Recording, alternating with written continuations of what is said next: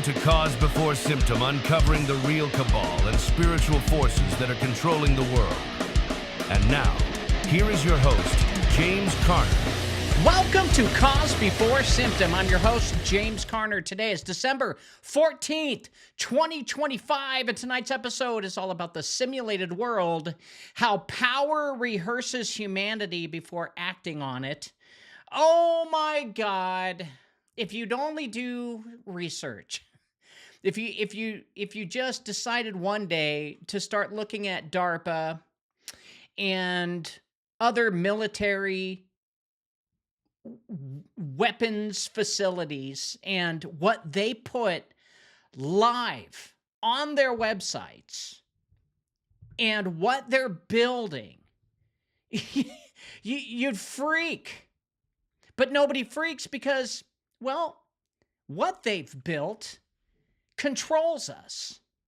Now, you can't just come out and say they're mind controlling America, because that wouldn't be legally accurate, because you're stating that they are purposefully doing it without our consent. Because really what they're doing is, if you look at it legally, yes, they are controlling our thoughts and steering us in a direction they want, but with our consent. And they do it through applications by you saying, yeah, I agree to your terms and conditions. Oh, then by all means, we have every right now to change your opinion for you. That's where we are. And all of these private companies that come out and say, ooh, check out my app. Ding dong, boop, boop, boop, boop. And you download it and you hit the accept the terms and conditions. And then they start pulling all of your information. Well, what are they doing with all that information? Well, we found out, and it's all legal, so you can't blame them, that they're taking all of our information and they're creating Sims, a whole Sims environment, and they're making society do things and seeing what happens. It's bad. It's really bad. And a lot of you are like, I don't care.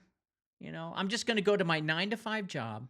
I'm going to get my paycheck every 2 weeks or a month, and I'm going to pay my taxes and screw it, because I just don't have time to fight this. I don't have time to be angry. Well, that's why they win. My job is just to inform you of all of the tricks that they do to control you. And then you, if you don't know their tricks, you will inadvertently accept without even realizing it. So let's not do that, folks. Shout out to everybody on the live chat Rumble. We've got number one warrior is Boots Hafner. Boots saying, try Elite Potion. It does the body good. Amen. Yes. Elite Potion. Yeah, I came up with this because I wanted to try something for my son. Now, it did not stop him from hitting himself, but it did slow it down some.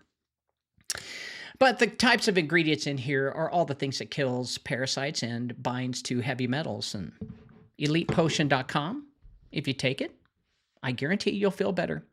And you will live longer. Believe me, I take it. Now, I don't know if this company's going to last or anything, but I tried.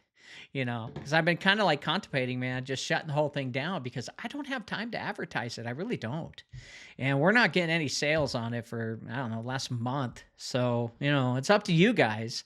But I didn't create this, to just sit there and do nothing. So I'm hoping maybe God will make a change and say, all right, we're going to put a company on this and they're going to run with it. And that would make me happy. I just want to make sure that I can continue taking it myself, because the stuff works.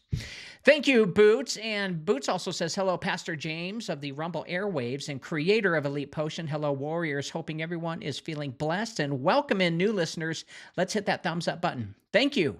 If you like the show, hit the thumbs up button. That is how the algorithm likes the show and gets us in front of other eyeballs. That is if you think that my show is that important. If you do, and you really want other people to watch this show, hit the thumbs up. Number 2 warrior is Scorpion, says, Justin, tomorrow, Erica Kirk versus Candace Owens, season finale of Desperate Housewives of T-Pussy.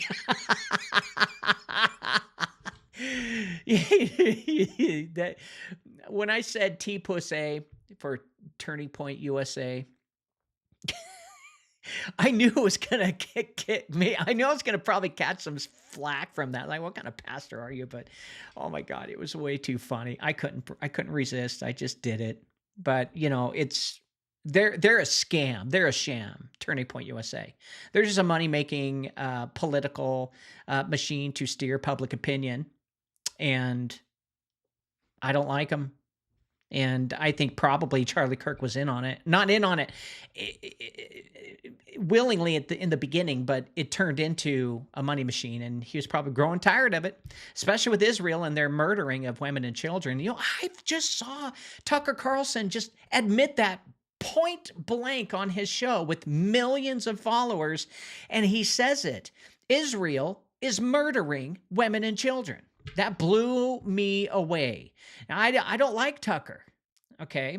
I agree with some of the things he says, maybe half, maybe even 60, 70% of the things he says, maybe even 90. I haven't really sat down and looked at my data on it, but I've always been under the impression he's paid opposition. But does paid opposition for Israel really say things like he just did? They really don't. So Tucker could be running for his life right now, because if he's not paid opposition, he really is just an American trying to spread the truth, then he's in a lot of trouble right now for saying that, because Israel does nasty things to the United States of America. And believe me, if you look at all of the tragedies that's befallen our country, you can look at Israel and you can blame them. And I'd be okay with that. And I'm talking about JFK, 9/11, what was it? Oklahoma City bombing, all of it.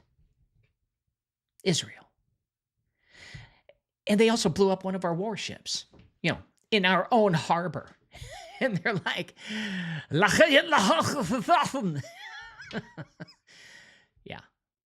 yeah. Right now, Israel is doing what Germany did, committing genocide.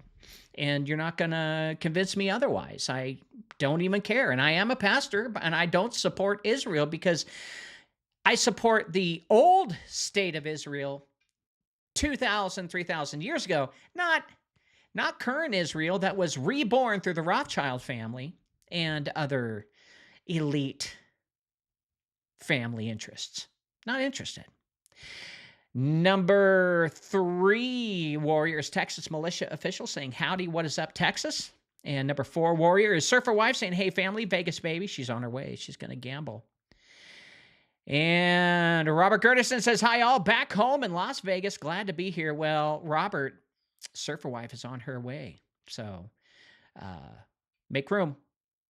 And Sheila is here. Sheila, where have you been? Hello, you beautiful people. Hey, yeah. All right, guys, let's get into shitty breaking news. Welcome to Shitty Breaking News with your host, James Carner, offering his shitty opinion. All right. Person of interest in Brown University shooting, served in Army, worked at Arlington. Wow. Interesting. I have a theory. If you look at all of the shootings, every single one of them, the perps, the ones who did it, has some affiliation with the military. Every single one. Look into that. That's up to you. Hundreds gathered on Bondi Beach for Hanukkah. Then a gunman opened fire. Bondi Beach is in Australia. Now, here's what I'm curious about. I thought guns were illegal in Australia. If they're illegal, how did the perps get guns? How did they get guns and start shooting people up? Makes you wonder, is it really the guns' fault, or is it just psycho people well, if you can deal with the brain, you can stop gun violence. But that's not how government works. They're going to make money on it, and they want to make sure they disarm every single American because, well, that's the last country to give up their guns. And I have to say, don't. Fight it as hard as you can. And be happy about the South because the South are holding on to their guns, and the rednecks are the only things that's stopping Russia and China from ever setting foot on our land with their guns. So, yeah. Have you thanked a redneck today? Chile shifts sharply right as Jose Antonio Cast wins presidency. Well, it looks like the Orsini got into Chile. Let's see, they can get rid of Maduro out of Venezuela, because China and the Lee family are just trying to get that crude. 3 Americans killed by IS gunmen in Syria. Are you surprised? No.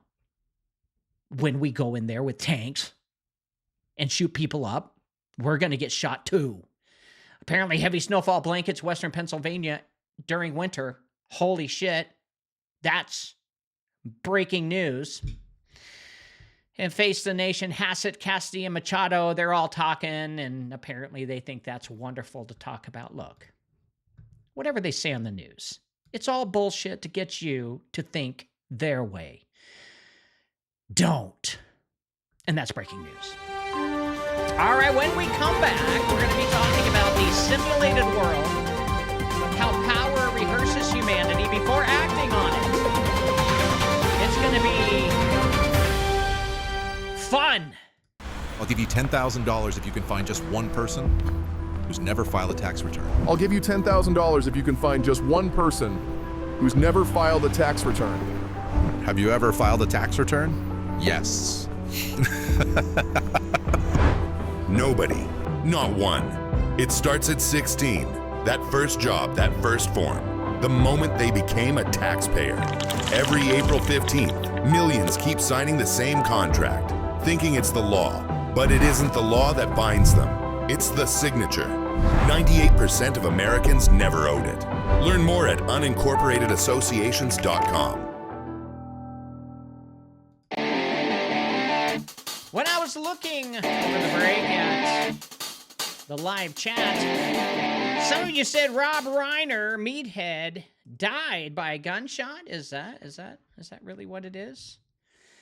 Well, there's an investigation launched after 2 people found dead at Rob Reiner's home. His wife was definitely found dead in their LA home with knife wounds. And Nick Reiner, Rob's son, battled drugs before allegedly killing his parents. So did he die? Did Rob Reiner and his wife die at the hands of their child who had a knife? Huh. Yeah, it says Rob Reiner and wife found dead. Meathead from that show All in the Family. I can't remember. Anyway, he was very anti-Christian. He was very anti-gun, very seriously left-leaning. And, well, he died at the hands of his son. Well, I didn't do it. Well, sorry. I have to say, though, I never really had a problem with Rob Reiner. In fact, I appreciated a lot of his movies. Like, I really loved Spinal Tap. That was one of his. Spinal Tap's hilarious. And on top of that, The Princess Bride, another really great Rob Reiner film. So I think he was a great director. And he had his own opinion, and he used his platform to express his opinion. I see nothing wrong with that. Nothing. And so I'm really sad to hear about that. Nobody should be murdered by the hands of anybody. But, hey, we outlawed murder, and people get murdered. Maybe we should do a ban on murder. Oh, we already have one. Well, maybe Rob should have worked harder on getting rid of knives. All right, guys, we're getting into the simulated world, how power rehearses humanity before acting on it. And you're going to be shocked by what I have to say because, well, a lot of stuff that I say on this show is shocking. And the reason being is because, well, the real world, if you pop your head out of the sand and look up, it's fallen, and everywhere you go is controlled by some dynasty that worships the devil. Sorry, but it's true. Every city, every county, every state has a family that controls their own region, and they report to the higher ups. And every state has hundreds, if not thousands, of Freemason lodges, which they give their directed information to the families in each state, county, and city in order for them to do the will of the New World Order. And all of this has been going on for the past 250 years, ever since America was first started. Because America is being used as the last country to build the New World Order. And the only way you can do this successfully is by controlling the minds of the people. And tonight we're going to show you exactly how they do that nowadays. As old MK Ultra, all of that is old hat, old news. They don't need to split your personalities anymore to get you to do things. They can just simulate it and then sit back and watch you do it. Now, there's a moment when research stops feeling academic and starts feeling personal. Not because someone told you a secret and not because a whistleblower appeared, but because you finally see how many separate pieces quietly lock together. And what unsettles people is not that these systems exist, but that they were really never hidden. They were actually published, funded, awarded, and celebrated in plain language and in plain sight. And yet almost no one was meant to read them as a single story. That's compartmentalization 101, folks. And for years, we were told that technology was being built to serve us, to empower us, to make life easier and freer. Well, that framing worked because it focused our attention on tools in our hands while ignoring systems above our heads. But what my documents show, calmly and without any drama, is that the most heavily funded forms of artificial intelligence are not about helping individuals think better. They are about helping institutions predict, anticipate, and manage human behavior at scale. Not after the fact, but before it happens. Hey, this is not science fiction. What I'm telling you is all documented and backed up by sources. And it's not just about uploading consciousness or replacing humanity with machines. It's about building a computable version of society that behaves enough like the real one to be useful. A place where beliefs move, emotions spread, trust rises and falls, factions mobilize or fracture, and futures can be tested without any consequences. A place where decisions can be rehearsed on simulated people before they are applied to real ones. Now, the language I use matters here. People are not described as citizens or moral agents. They are described as populations, audiences, agents, teammates, segments, variables. And beliefs are not convictions. They are psychographics. And trust is not a relationship. It is a signal. Influence is not persuasion. It is a measurable effect. When human life is translated into those terms, modeling it stops feeling controversial. It starts feeling responsible. And this is why it's so easy to find if you just look. No one involved thinks they are doing something wrong because they're just focusing on one part and not the whole big story. From the inside, this is framed as safety, stability, foresight, and risk reduction. But from the inside, simulating society is just good planning. Why wait for unrest when you can forecast it? Why risk backlash when you can test messaging? Why debate uncertain futures when you can rehearse them? The moral weight drains away the moment people become systems.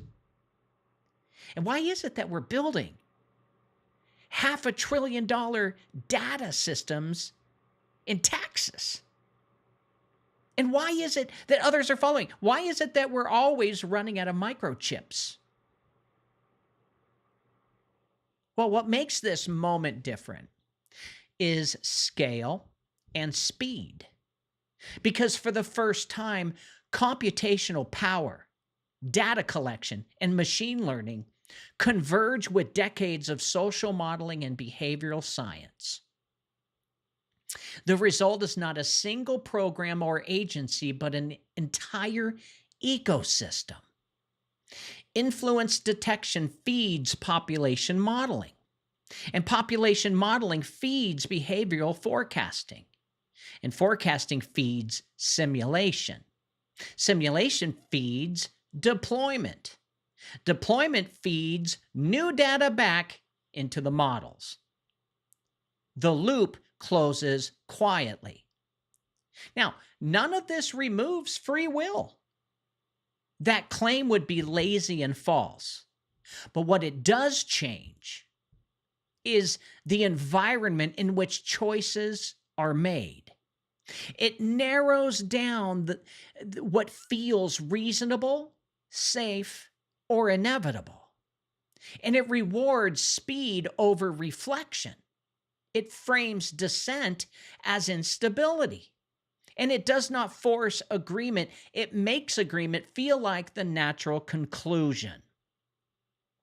So this is why fear is the wrong response. Panic only strengthens systems that thrive on reaction. The proper response is clarity, precision, discernment.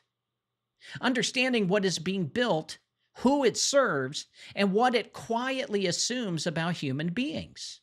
Because systems like this do not collapse when exposed. They collapse when people refuse to live only as variables inside them. The question now is not whether a simulated world exists. It does. In fragments, in layers, and models. The question is whether we are willing to slow down enough to notice when rehearsed futures are being handed to us as inevitabilities. Whether we still believe that moral choice, conscience, and truth require more than prediction, and whether we are willing to remain human in a world increasingly designed to treat humanity as a problem to be solved rather than a mystery to be honored. Well, we're going to get into all of that tonight. There was a time when societies were understood primarily through stories, laws, faith, and moral responsibility. People were debated, persuaded, warned, forgiven, or even punished. But they were still treated as thinking beings capable of choosing between right and wrong. Well, over time, that understanding shifted. Slowly and quietly, society stopped being spoken as a community of persons and began to be described as a system. And once that language changed, everything else followed it. A system does not need consent. A system needs stability. A system does not ask why people believe what they believe. It asks how beliefs move, how behaviors cluster, and what conditions produce predictable outcomes. In a system, humans are no longer neighbors or citizens. They're just inputs, agents, populations, and variables.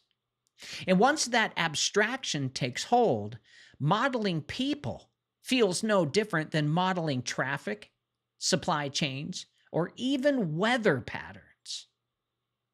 The moral dimension here fades, and not because anyone argues against it, but because it is no longer required for the task.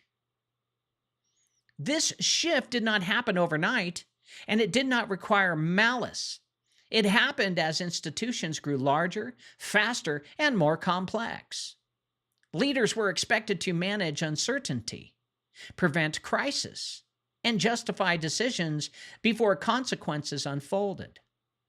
In that environment, the temptation to replace debate with prediction was irresistible. If behavior could be anticipated, outcomes could be optimized. If outcomes could be optimized, authority could be exercised without waiting for permission. And once society is treated as a system, simulation becomes not just useful but necessary, as you cannot responsibly manage a system that you cannot test. And you cannot test reality without consequences. So you build a surrogate. You create models that behave like people, groups that respond like communities, and environments that approximate the real world closely enough to rehearse decisions. And at that point, governance quietly transforms into engineering. And that's something I disagree with. I don't like the government taking all of our data and shoving us into simulations and throwing a catastrophe at us and then watching the response, because it can be abused. And every power that gains power abuses power. And this is the conceptual doorway everything else passes through now. Influence detection only makes sense if beliefs are flows. Psychographic segmentation only works if values can be mapped. Behavioral forecasting only matters if people are assumed to respond predictably under similar conditions. And human simulacra only exist if humans are considered reproducible in functional terms. None of these ideas feel extreme once the foundational assumption is accepted that society is a system to be managed rather than a moral body to be led. The most important thing to understand is that this transformation did not require secrecy. It really required normalization. And by the time artificial intelligence entered the picture, the philosophical work was already done. AI did not invent this worldview. It inherited it. AI simply gave institutions the speed, scale, and confidence to act on assumptions that had been quietly forming for decades. And this is where the line has been crossed. Not from freedom to tyranny, but from personhood to abstraction. And once that line is crossed, simulating society stops being controversial. It starts feeling like the responsible thing to do. Now, once society was reframed as a system, attention shifted to the space where that system actually moves. Not streets or borders, but the information environment. And this is the realm where beliefs form, identities harden, emotions spread, And decisions begin long before any action is taken. It is here that modern power decided the real terrain exists, because whoever shapes perception no longer has to fight outcome later. And the language used by institutions is revealing. They no longer speak primarily about persuasion or public debate. They speak about narratives, signals, influence, and my favorite, sense making. Huh? Information is treated as something that moves through populations the way weather moves through geography. And messages have velocity, emotions have contagion, and beliefs have life cycles. And once this framing is accepted, the information environment becomes something that can be monitored, mapped, and contested like any other domain.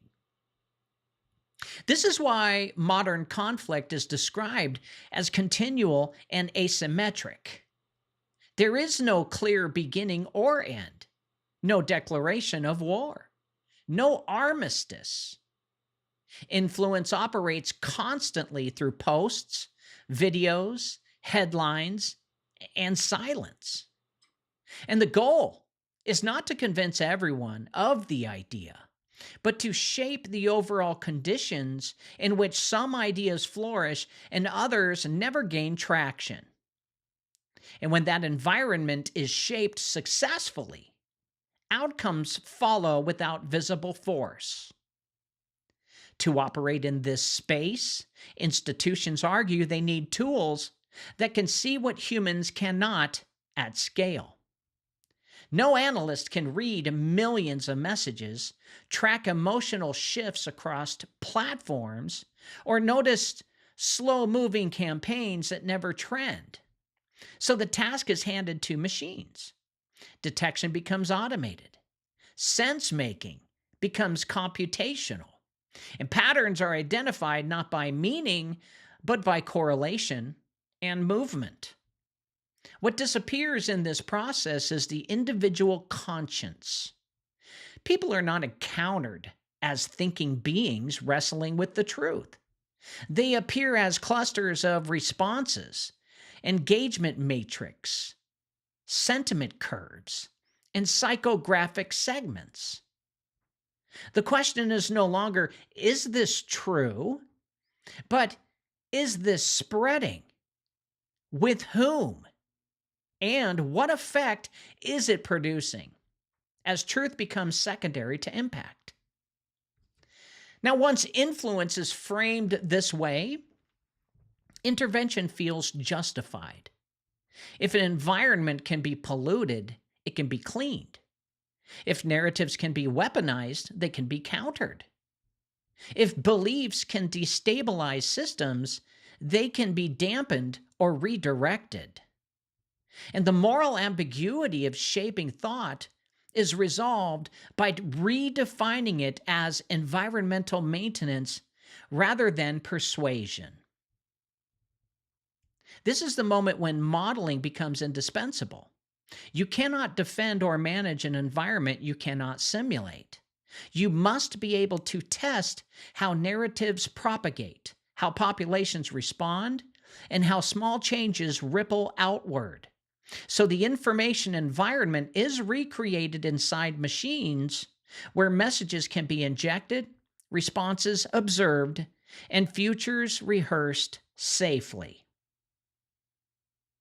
I hope you heard that last part. Because once they do, and it's successful, then they release it to the people. And this is where the abstraction deepens. Society is no longer just a system. It's a battlefield of perception. And once that battlefield is accepted as real, building a simulated version of it stops being extraordinary. It becomes strategy. And this is why there is a race to build data centers in every country. Because every country right now is building a simulation of their people. so that they can predict and model and steer our emotions, our politics, our religion, and rename it with stupid things like sense making. Once the information environment was defined as a battlefield, institutions faced a deeper problem. Demographics were no longer enough. Age, income, location, and education. That could not explain why two people exposed to the same message reacted in opposite ways. So something deeper was shaping response, and it had nothing to do with surface identity. It had to do with belief. This is where psychographics enter quietly and decisively. Psychographics do not ask who you are on paper. They ask what you value, what you fear, what you consider sacred, what you are willing to sacrifice for, and what you will never compromise. They map moral foundations, worldviews, emotional triggers, and identity anchors. In other words, they map the interior terrain where decisions are actually made in each person, in each model they create. From an institutional perspective, this is a breakthrough. Behavior is noisy and inconsistent, and belief is comparatively stable. And if you can infer belief systems from language, patterns of engagement, and repeated signals, you can anticipate response without needing to persuade directly. You no longer have to argue. You only have to align messages with existing values so that the conclusion feels self-generated. Let me give an example. If they want society to vote for a certain president, they can easily use all of the bots that they've created through videos and artificial intelligent videos that are generated that look real of a person who has the same kind of a mind as you do.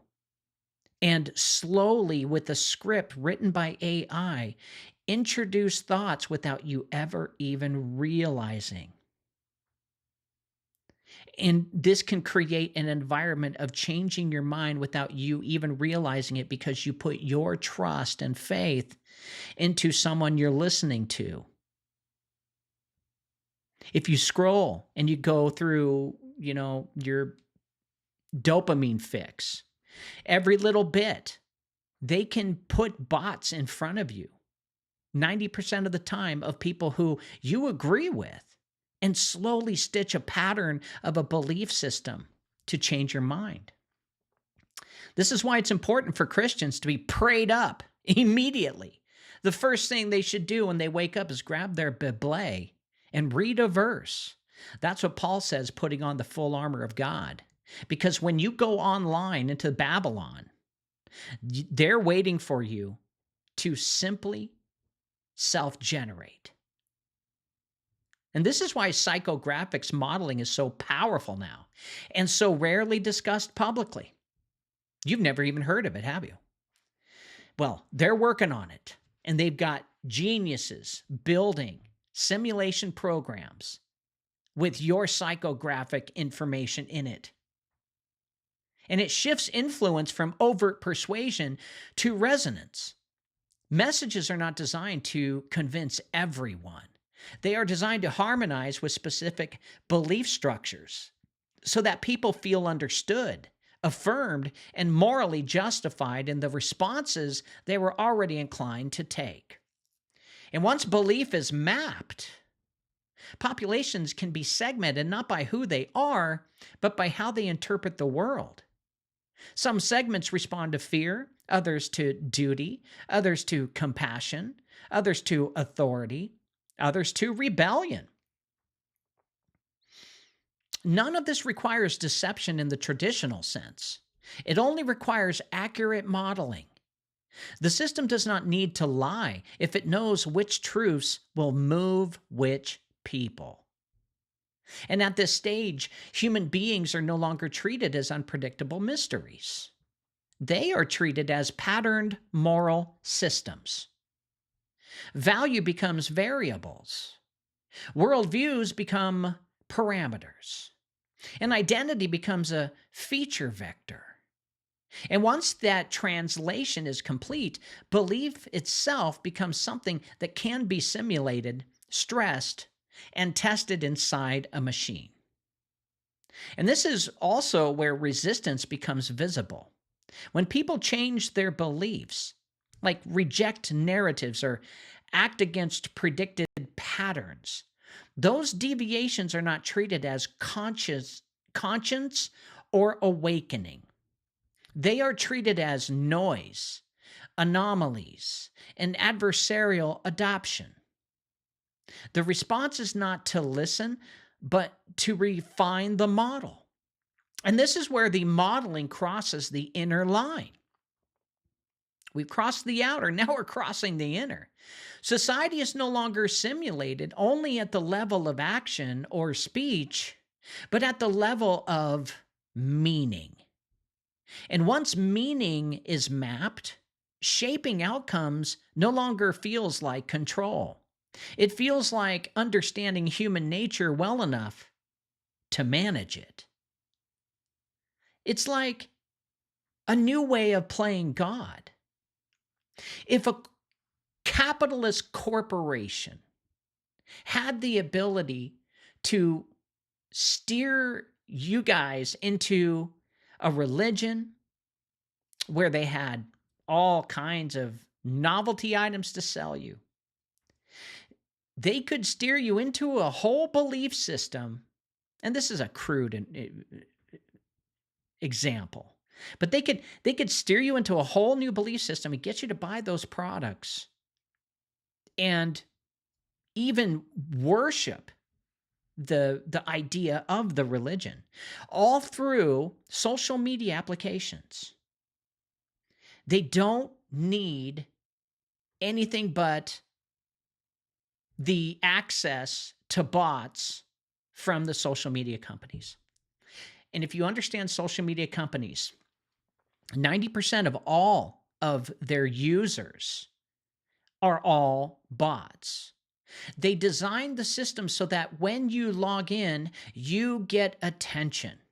And you think you're getting attention from real people, but you're not. This is how TikTok got so popular. It knew how to put these areas of emotional interest and place people together just enough to get you thinking you've got a crowd when only 2 out of 100 people were even real to begin with. And you think 100 people are interested in you. That's how they capture you and make you addicted to their platform. Instagram, TikTok, Facebook, all of them do this to make it look like you are very popular, and thus you have to put out more stuff for them. And that's how they get you. And if they control the bots, then they also control who signs up. And if the military says, that's right, bot farming. If the military goes to Facebook, bad example, and they said, we need access to 100 million, let's just say, signups. They want 100 million bots, and they have a computer at DARPA that basically shapes public opinion by commenting, saying China's bad. For example, if DARPA wants to go against China, China's bad, America's good, buy American, buy American, buy American. By all means, they could shift with 100 million bots public opinion to hate China within days. All of this stuff is old technology. Okay, when I'm talking about the bot farming, the new technology now is simulating environments before they introduce whatever they want to make money on. And that's predictive human open systems. Now, once belief itself is mapped, institutions ran into a problem that they openly admit in their own documents. Humans do not behave like closed systems. They learn, they adapt, and they notice when they are being observed. They change when they realize patterns are being imposed on them. Now, in technical language, human societies are open, evolving, non-ergodic, and reflexive. But in plain language, people do not sit still long enough to be predicted forever. Traditional statistics failed here. Historical trend lines broke down the moment conditions shifted. Big data produced confidence without reliability. And machine learning models performed well until reality changed, and then it collapsed. This was not a surprise to the people building these systems, however. It was the central challenge. The failure was not that humans were too complex. The failure was assuming they would remain static. And rather than stepping back from prediction, institutions doubled down. If people adapt, then models must adapt faster. And if people resist, then resistance itself becomes a variable. And if awareness disrupts prediction, then prediction must account for awareness. This is the pivot point where modeling stops being descriptive and becomes anticipatory. We're getting into the thought police. And this is why modern programs focus on forecasting collective behavior rather than individual choice. Individuals are too volatile. Crowds, segments, and belief clusters exhibit statistical regularities even when individuals act unpredictably. The goal is not to know what one person will do tomorrow.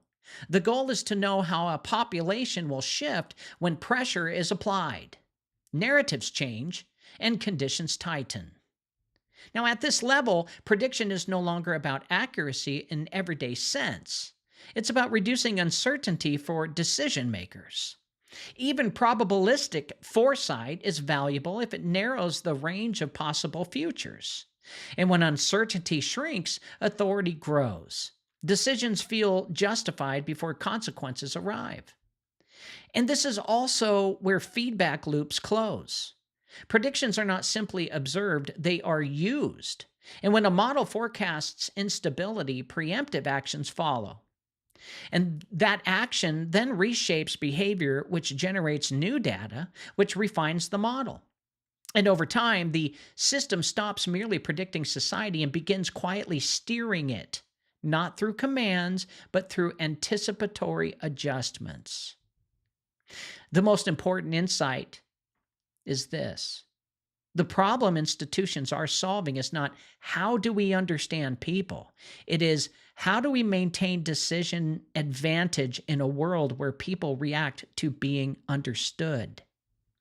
That is a fundamentally different question, and it explains why so much money flows into this work.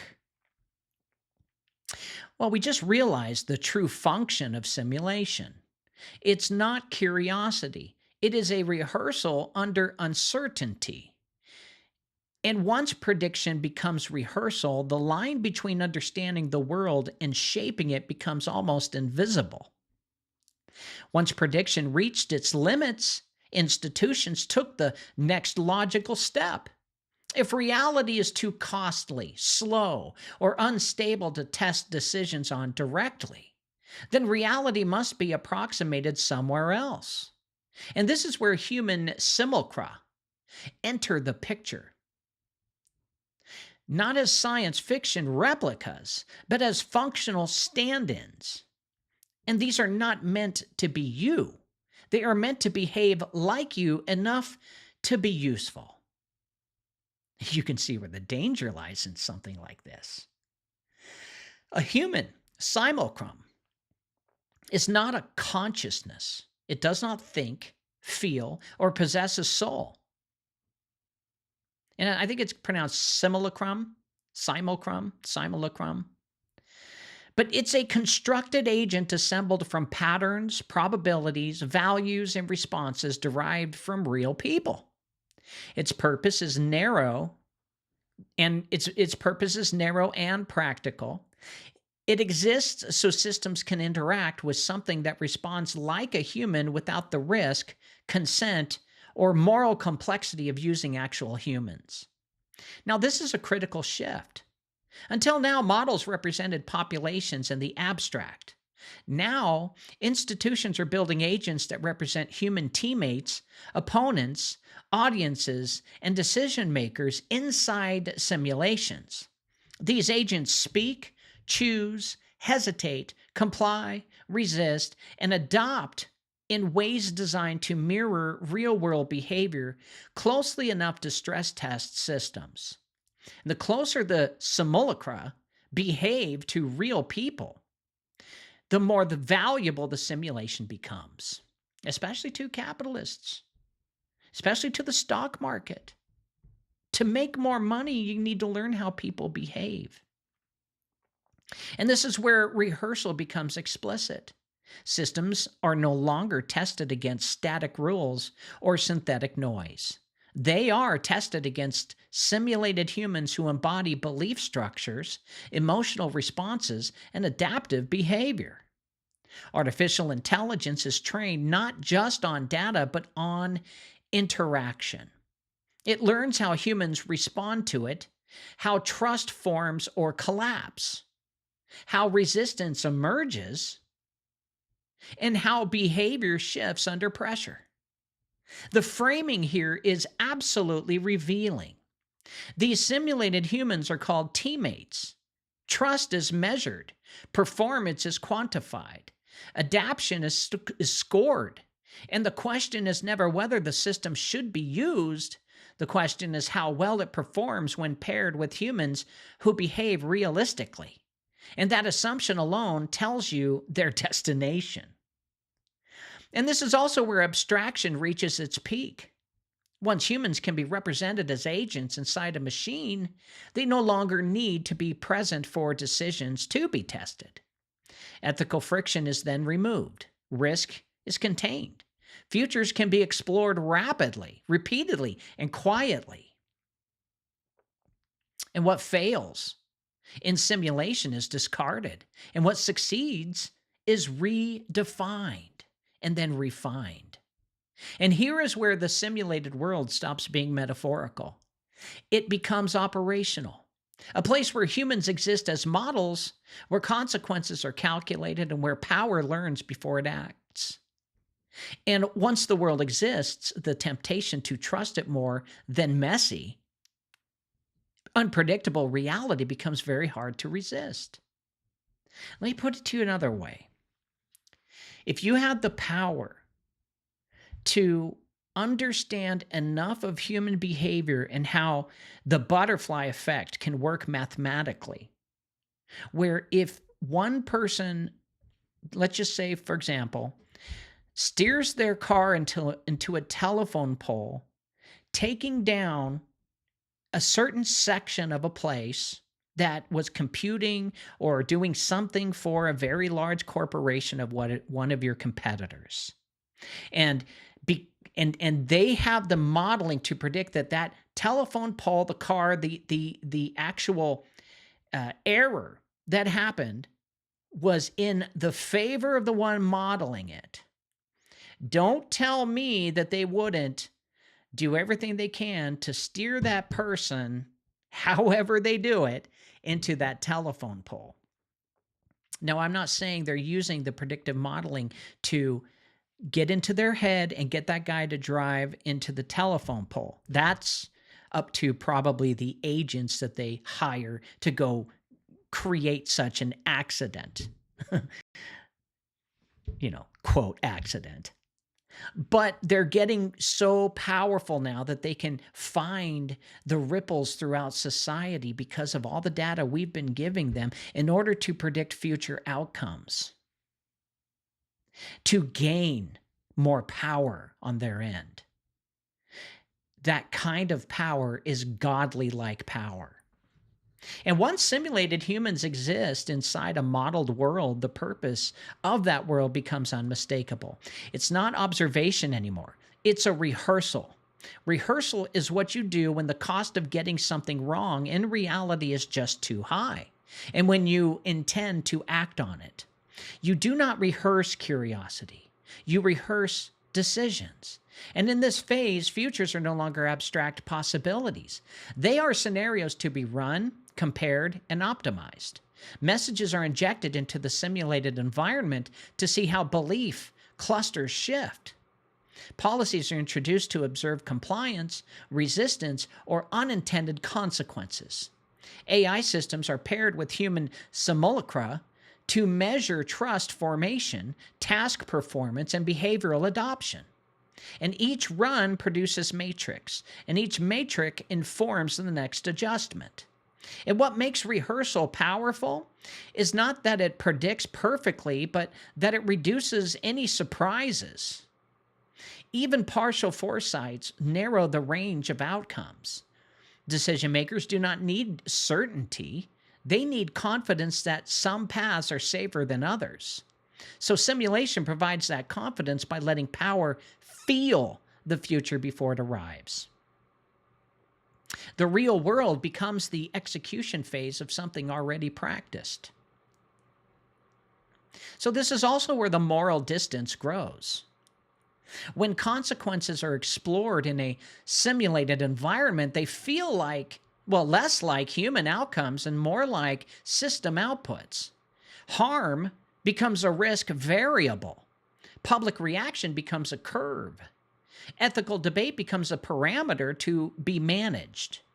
And rehearsal encourages optimization, and optimization quietly replaces deliberation. So feedback complexes the loop. Actions taken in reality generate new data. And that data updates these models. And then the next rehearsal is closer to reality than the last one. And over time, the simulated world does not merely mirror society, it begins to lead it. Decisions feel justified because they were tested. Resistance feels irrational because it deviates from modeled expectations. And here is where intention becomes clear without anyone having to say it out loud. When futures are rehearsed, reality is no longer the place where uncertainty is discovered. It is the place where outcomes are implemented. And when implementation follows rehearsal, the simulated world becomes the quiet author of the real one. And might I add that the black budgets to create technology are hundreds of years in advance. And when it finally hits the open market, like artificial intelligence did, it's already been used on the people for at least a decade. And that's at least, at most 50 years. Remember, we only know how long the government can keep a secret. That is 20 years due to compartmentalization. They perfected that during the Manhattan Project. They can keep a secret for 20 years. The human being can only keep a secret for 2.5 years. So we can safely say that this predictive modeling and simulation has already been put into effect at least 20 years ago, and it's now just coming to the commercial surface. Does that make sense? Scorpion, it's beyond the Minority Report. The Minority Report needed 3 mediums, 3 people who could see or predict the future. And they all had to agree with this circumstance. And once they all agreed, then that person would be arrested. This is beyond the Minority Report. This is basically, predicting someone's going to murder someone without even using spiritual cogs. Now, at this stage, one obstacle remains. People do not simply accept systems because they are efficient. They cannot accept them because they just simply trust them. And rather than treating trust as something earned through relationship, transparency, or consent, modern institutions redefine it as a variable that can be measured, grown, and deployed. Trust is reframed as just a signal. It becomes something that can be inferred from behavior, response times, physiological markers, and patterns of interaction. If trust can be detected, it can be optimized. If it can be optimized, it can be accelerated.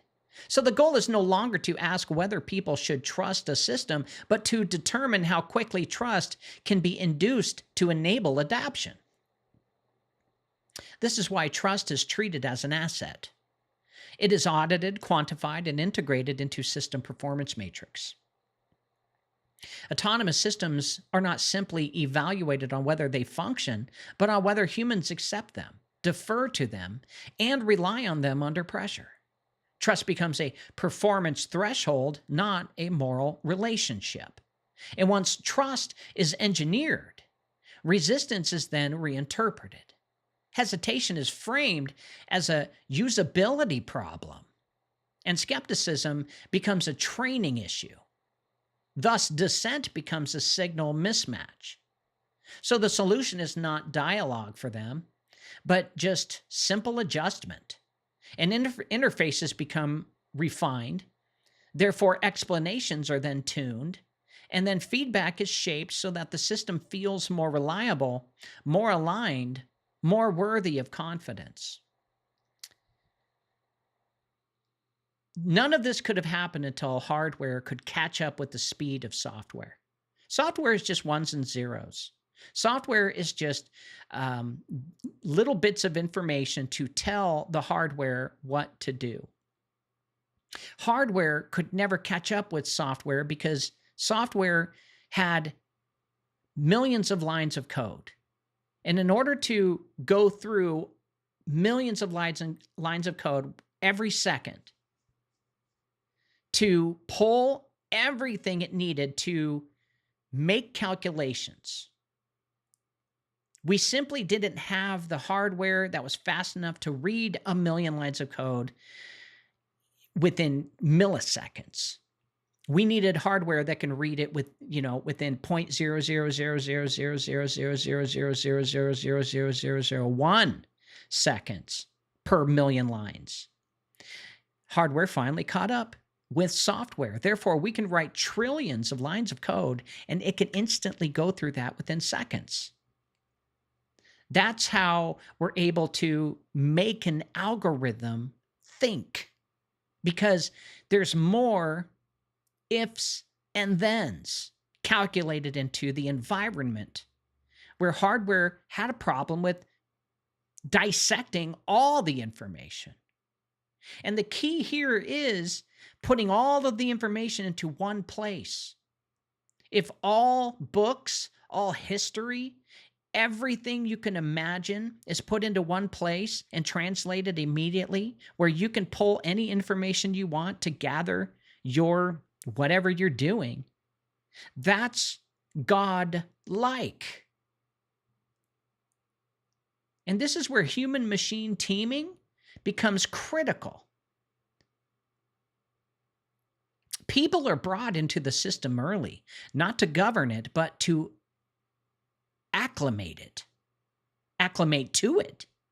And familiarity breeds comfort. Comfort breeds reliance. Reliance breeds trust, and over time, the system no longer feels external.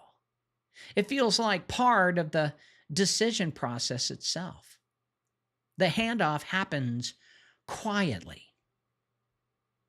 And this is when you're doing stupid little games that cost you nothing to download, shows you advertisements, but inside the game, as you're playing with your thumb, you're giving it input about the type of decisions you're making throughout the game. A simple game like Candy Crush that was popular 15, 20 years ago could have gathered enough information on people in their responses for a system like they're building today to read your own mail based on the decision that you make when you play a game. And all they did was, instead of, and this is a very crude example, but this is the best I can come up with. Instead of them, you're playing a game like Fruit Ninja. Every time you cut a banana or cut a watermelon or restore or regenerate something, they just replace those things with a computational word. And they can take every reaction to everything that you do and then calculate how you're going to respond in your next move. So what we've been doing through games, through social media, etc., is we've been slowly helping build a simulation of the world. Not globally yet. I haven't found where the Bank for International Settlements has the global simulation system, predictive modeling, but I'm sure they have something similar, if not the looking glass technology. But regardless, the stuff that they have currently and what they've been working on and printing endless dollars backed by nothing, and it's the military, it's DARPA, and how they're building all of these predictive modeling simulations, it should scare the living crap out of every human being on Earth. Because once they know everything about you, they can use you to their advantage and easily steer you to do their will.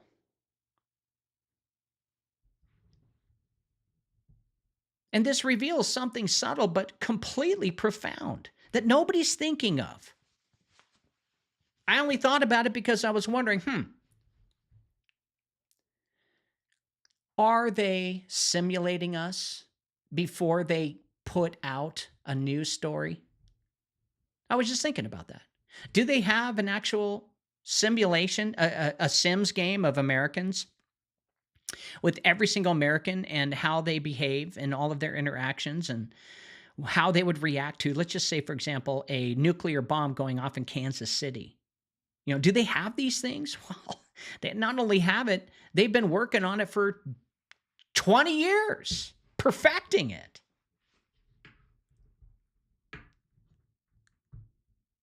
Trust is no longer about truth. Trust now is about function. Think about that. To those who are hitting the enter button to run a calculation on how the entire American population would behave if Mexico, decided to invade, trust is no longer about the truth. It's just a function. It's a command. Because a system does not need to be right in every case. It needs to be trusted enough to be followed. And once trust is engineered rather than earned, power no longer has to persuade. It only has to perform convincingly. And if they have enough bots, which they do, believe me, I had a show on TikTok. They shut that down quick. It was called Bot or Not. And I was basically talking about how they use bots to steer public opinion. Well, they didn't like that. I became a target. I got on their list. And it's important, and I won't stop, but it's important for me to show you guys the truth so that you can make your own way and get out of Babylon.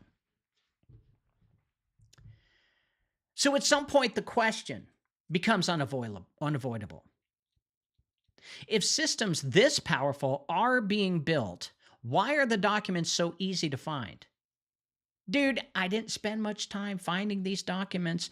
I just knew what kinds of keywords to search for, and they were right there in PDF form, download, rinse, lather, repeat. So why was it so easy to find? Why are the goals stated openly through DARPA and other institutions that work for the government or military? Why does no one seem to hide what, at first glance, feels unsettling? Well, the answer is not arrogance, not even carelessness. The answer is normalization. From inside these institutions, nothing here feels radical. Modeling societies, forecasting behavior, engineering trust, and rehearsing futures, they're framed as responsible governance in a complex world. Once humans are abstracted into populations and agents, the ethical tension dissolves. You are no longer shaping people, you're just managing systems, and systems are expected to be optimized. Religious or not. And these are the programmers that they're hiring to build these simulations, these predictive modeling behavioral AI systems. They have no idea that they're building a control mechanism for the beast system. And public documentation serves another purpose because they release it. They tell you exactly what they're doing in real time because it also creates legitimacy. As open calls, academic partnerships, challenge programs, and peer-reviewed language wrap these efforts in the appearance of neutrality and professionalism. When work is published, it stops feeling covert. Criticism can be dismissed as misunderstanding or sensationalism because everything was stated plainly. Openness becomes armor. Wasn't it the Smith & Wesson or the Winston gun? What was it? The woman who was married to the guy who invented the repeater loader for the rifle. I think it's Winston? Anyway, they call it the gun that won the West, okay? And after he died, she, inherited his fortune, his wife. And she made it her duty to,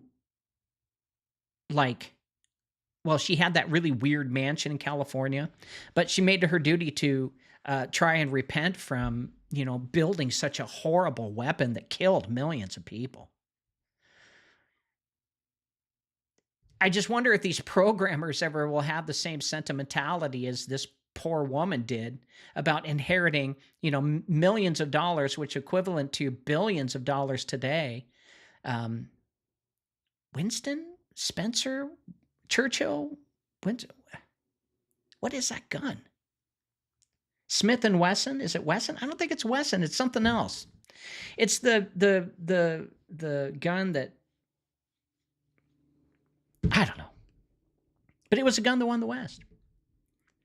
But don't any of these programmers, after they get hired, they program the predictive modeling, and then they leave, and do they really just think that it was just some one-off gig that would never be used against them? But yet they were responsible for allowing bad people create a future that they want.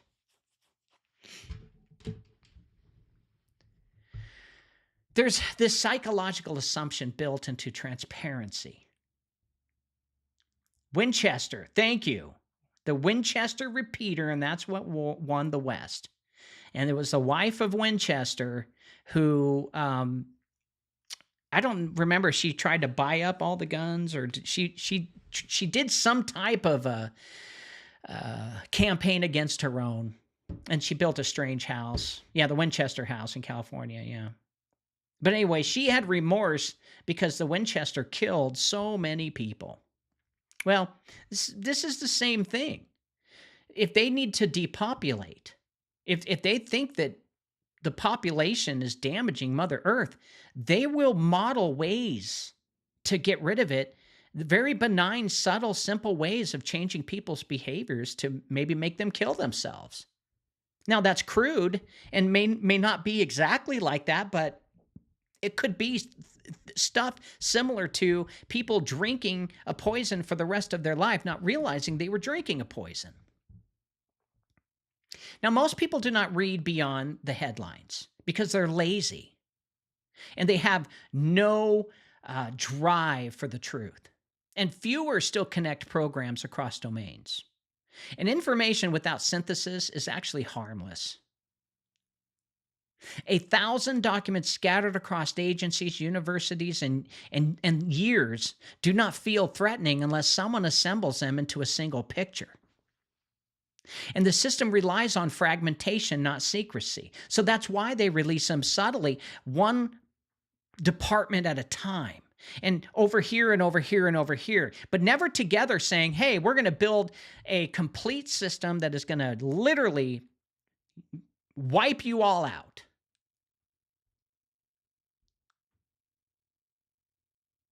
The system relies on fragmentation, not secrecy. And another reason is this: the public. This is public. Is that these systems? So the reason why they make this public is that these systems depend on participation. Researchers must apply, universities must partner, companies must bid, talent must be recruited, and you cannot build a simulated society behind locked doors. You need data, collaboration, and legitimacy. Public language keeps the machine fed. And make no mistake, Facebook makes more money from government contracts by getting government information than they do just by selling you a bar of soap on your freaking page. Most importantly, power does not fear being known. Power assumes passivity. It assumes speed. It assumes that even if someone notices, they will not slow down long enough to challenge the premise itself, which is so true. And debate is expected about outcomes, not foundations. As long as the foundational assumption remains unchallenged, that society is a system to be managed. Everything else proceeds without resistance. And this is where the illusion breaks. Not because the work is hidden, but because it is exposed without being questioned. The danger is not secrecy, it's familiarity. And when extraordinary power is described in ordinary language long enough, well, it stops feeling extraordinary at all. And at this point, it is necessary to draw firm lines here, because exaggeration is the easiest way to discredit everything that has been established so far. What's being built is very powerful, but it's not omnipotent. It is influential, but it is not absolute. And misunderstanding that difference weakens discernment rather than strengthening it. This is not literal mind control. No system reaches into a human mind and overrides free will. People are not just puppets. They still choose, they resist, they doubt, and change course. The documents that I have acknowledge uncertainty, error, adoption, and failure. And these systems work in probabilities, not certainties. And anyone claiming total control misunderstands both the technology and human nature. Now, with that in mind, this is also not a single hidden cabal executing a flawless plan. The reality is more mundane and more dangerous. Multiple institutions pursue similar goals because they share the same incentives: reduce uncertainty, maintain stability, and gain decision advantage. Bureaucratic alignment produces convergence without conspiracy, and power does not need secrecy when abstraction does the work for it. So it's not just about replacing humanity with machines, uploading consciousness, or erasing the soul. Those ideas distract from the real issue. The threat is not that humans disappear. The threat is that humans are increasingly treated as secondary to the systems built to manage them. Moral agency is not denied. It is simply sidelined. Meaning those in the simulation have more rights than actually you do. So it's not about banning technology or rejecting analysis. Modeling, forecasting, and simulation are not evil in themselves. They become dangerous when they quietly replace deliberation, consent, and moral responsibility. Tools become problematic not when they exist, but when they define what is considered reasonable before discussion even begins. This exists to protect clarity. The goal is not fear, it is precision. And when the limits are acknowledged honestly, the remaining concern becomes harder to dismiss. And what stands is not a fantasy of total domination, but a documented shift in how power understands people. And that shift is real, consequential, and worthy of sober attention. And let me remind you, the Orsini and Lee or Breakspere families, they're not sharing their AI information together. They're battling for control against one another. So we know that the Lee family control the Democrats in the United States of America. We know the Orsini family control the Republicans.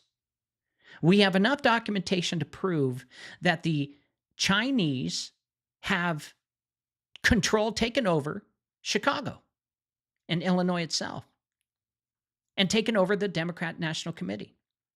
And we have documented evidence that the Republicans are being controlled by the factions of Europe, the Orsini clan. And both of them are creating the same type of simulation models to shape public opinion for politics to get their president in. That is something to think about, because if they want to change your opinion, they can do it through these modeling programs, and they can protect themselves by changing the outcomes however they please. And the final cost of all of this is not measured in efficiency matrix or prediction accuracy. It's measured in what quietly changes inside people when they are treated primarily as variables rather than persons.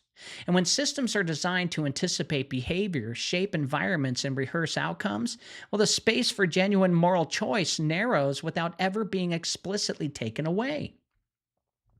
When people sense that futures are being decided elsewhere, participation replaces responsibility. Decisions feel predetermined. Debate feels performative. And over time, agency erodes not because it is forbidden, but because it feels unnecessary.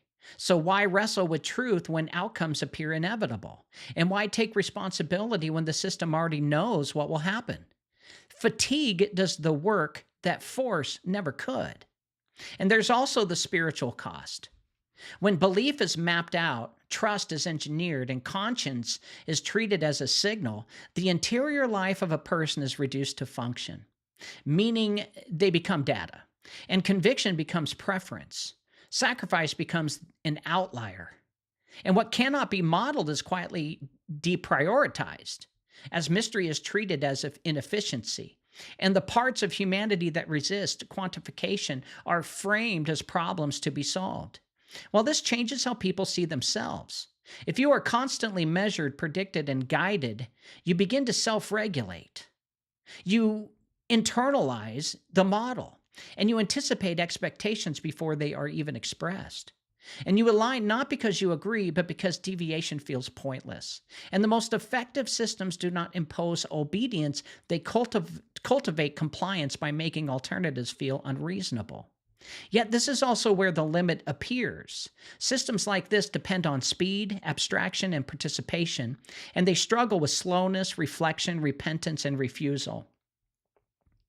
They cannot model conscience when conscience interrupts the script, and they cannot rehearse a future where people step outside the premise entirely. What they optimize for is not humanity at its best, but humanity at its most predictable. And how to change their outcomes is simply by listening to the Holy Ghost, because the Holy Ghost knows what the algorithm's looking for, and he will make you deviate from anything that they make money on. So we return everything to a simple truth here, folks. Being human is not the same as being legible. Not everything that matters can be simulated, and not every decision should be rehearsed. When people insist on remaining moral agents rather than variables, the system loses its certainty. And that uncertainty, uncomfortable as it is for power, is where responsibility, faith, and genuine freedom still live. So what has been laid out here, to conclude, is not just a theory, but a pattern that emerges when many ordinary bureaucratic decisions are allowed to accumulate without being questioned at the level of principle. No single document announces an intent to rule humanity through machines. No single program claims ownership over the future, and yet taken together, they reveal a worldview in which society is something to be modeled, rehearsed, and optimized long before it is lived. Now, the danger is not that a simulated world exists alongside the real one. Models have always existed.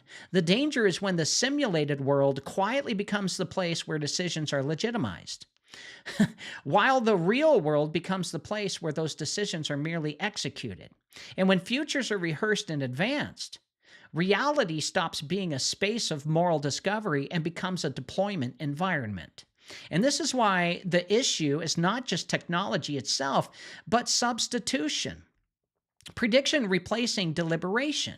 Optimization replacing wisdom. Engineered trust replacing earned trust. Convenience replacing responsibility. None of these changes require force.